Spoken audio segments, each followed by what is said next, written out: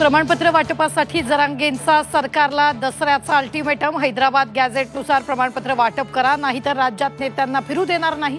Zee 24 तासच्या to the point या विशेष कार्यक्रमात जरांगेंचा इशारा। मराठा आंदोलनाशी अनेकांची नावं जोडली गेली, मात्र कुणा नेत्याचा हात असता तर दंगली घडल्या असत्या।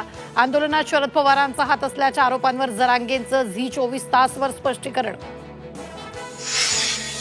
दसरा मेळाव्यानंतर उद्धव ठाकरे महाराष्ट्राचा दौरा करणार। आगामी स्थानिक स्वराज्य संस्था निवडणुकांच्या पार्श्वभूमीवर राज्यव्यापी मोहीम।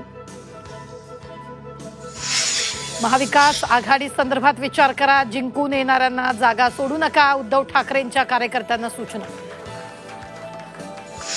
जामखेडमधील आमसभेत आमदार रोहित पवार अधिकाऱ्यांवर संतापले। नागरिकांच्या तक्रारीवर मोघम उत्तर दिल्यानं खरडपट्टी, तर यशवंतराव चव्हाणांची शिकवण विसरू नये, काका अजित पवारांचा पुतण्याला सल्ला।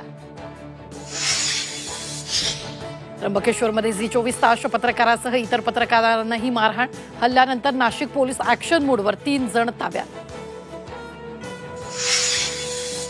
पंढरपूरच्या सांगोल्यातील ओढ्यात 2 जण वाहून गेले। पाण्याचा प्रवाह वाढल्यानं दुर्घटना, शोधकार्य सुरू। जिल्हाधिकाऱ्यांची मुलं अंगणवाडीतल्या झोळीच्या कल्पनेमुळे निर्णय। नंदुरबारच्या जिल्हाधिकारी मिताली सेठी यांचा नवा आदर्श। अभिनेत्री पूनम पांडे साकारणार रावणाच्या बायकोची भूमिका। दिल्लीतील रामलीलामध्ये बनणार मंदोदरी। हिंदू संघटना आणि साधू संतांकडून तीव्र विरोध।